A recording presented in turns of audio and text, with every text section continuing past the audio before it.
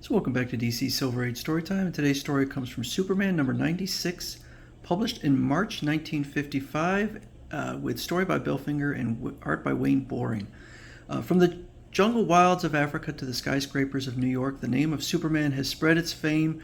His Herculean strength, his super battles against evil, are familiar to all, that is, all except a child, a youngster who dismisses Superman as a myth, make-believe, a modern fairy tale. And so Superman is forced into his most puzzling case, that of trying to prove his super reality to the girl who didn't believe in Superman. I've failed again. I just can't convince her I'm not a fake no matter what super stunt I perform. I don't believe it. It's a trick. There is no such person as Superman. So they're having a contest, I guess. Daily Planet does it every year, the Lovely Child Award. Imagine first prize is $1,000 cash and a sightseeing tour of the world with Superman. I just know my Myrtle will win. She's such an extraordinary child. Yeah, she's certainly something. So Lois and Clark are looking through photos, and Clark comes across this picture. She's my choice too, Lois. She's our winner. Little Alice Norton of 32 Chesapeake Drive. So I guess it's purely on physical cuteness. It's nice to be able to become Superman without having to use my superpowers against criminals for a change. And I kind of like that. I like no criminals in this one. So they travel out to her house. Miss Norton, Superman and I are happy to tell you your little girl is the winner of the Lovely Child Contest. Oh, how wonderful. And now, Alice, here is your check. Here, take it. She can't see it, Miss Lane. What a twist. That lovely child, the winner of the sightseeing trip, is blind. Yeah, one wonders why the mother even entered her. Alice, Superman is here too. Wouldn't you like to meet Superman? No, I've heard about Superman, but I don't believe there is such a person. The man with you is probably some actor in a costume. What? No man could have superpowers like that. Superman is just make-believe, like the fairy tales, Mommy tells me. So she doesn't believe. And Mother says, I wish I could stay and talk to you more about her, but I must go to work. You go ahead. I'll see what I can do about Alice. Leave it to me. So he decides he's going to try and convince her that he is for real. Alice, I'm going to prove to you that Superman can fly. And he grabs her up, takes her into the air. Now, Alice, you're 1 mile above Metropolis. Can you feel the wind hitting your face, whipping back your hair? Yes, I can feel the wind. It must be cold also. Now we're passing right by an airplane. You can hear its motors, can't you? Yes, I hear it, but she does not believe. You probably hired a helicopter pilot to attach wires to you so that it would be carried upward. That was the motor I heard. This is going to be more difficult than I thought. Now what? So he takes a look at her mother and sees her reading to a strange little boy. I'm sorry, just a little boy in a strange house. That doesn't prove anything.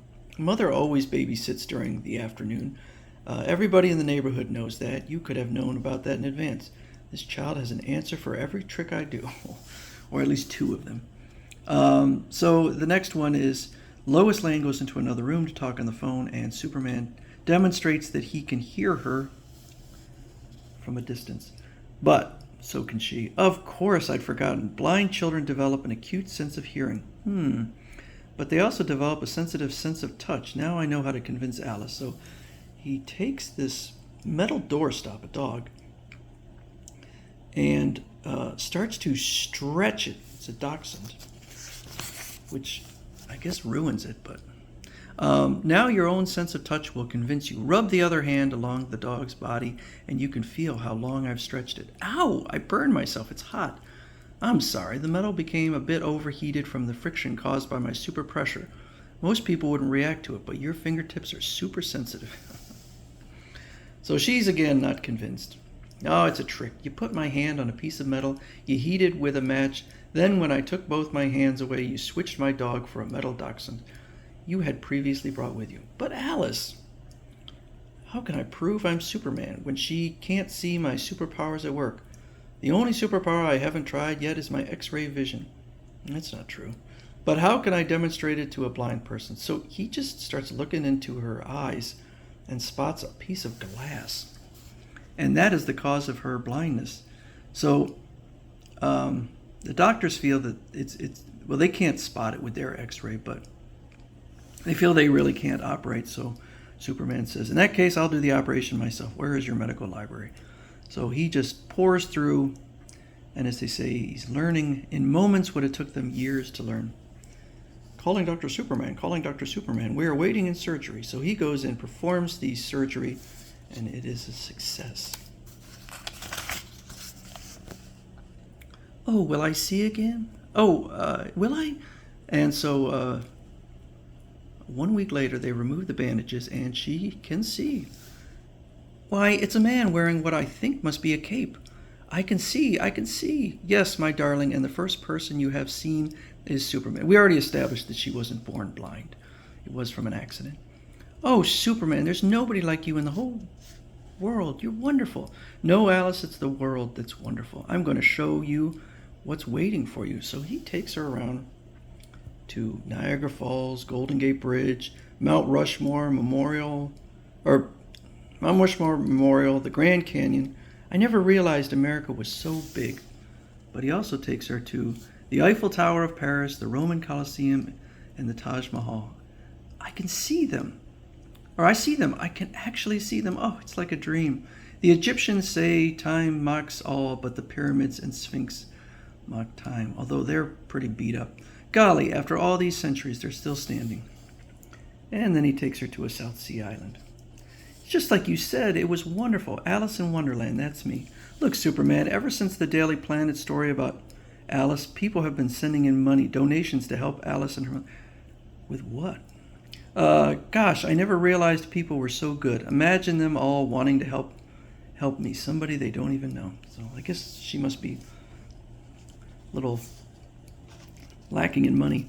Most people are good, but the sight of money turns others into criminals. So he spots some strange-looking man outside. All right, Snoopy, now you can get a good look at the money. Oh, John, it's you. Yes, Martha, I didn't want you to know I was outside. I just wanted to see Alice once before I went my way again. John is my husband. He disappeared soon after the automobile accident, after he learned Alice was blind. I couldn't look at my little girl's sightless eyes without knowing I was responsible because I was driving the car, so I went away. I drifted about sending money to Martha whenever I worked, which was not often. I couldn't work. I couldn't concentrate. I'd always see Alice's staring eyes everywhere I went. Poor darling, you've been haunted by a guilt complex all the time, and you never knew it was your fault. The garage mechanic told us later the brakes had slipped. You didn't know. And all this time I've been running away needlessly from my own conscience. Oh, I have so much to make up for. Oh, Daddy, I'm home to stay. I'll work hard. I'll never leave you again. Never. Come on, Alice. They don't need us anymore. Golly, Superman, that little girl has her sight back. And her father, too. All because you had to prove to her that you have superpowers. Yes, Lois, and nothing I've ever done before has ever made me so glad that I really am Superman. I really like this story. I think it, even though it's technically Golden Age, it's a little pre-Silver Age. It has a very Silver Age feel to it. And it's just a fun, good story.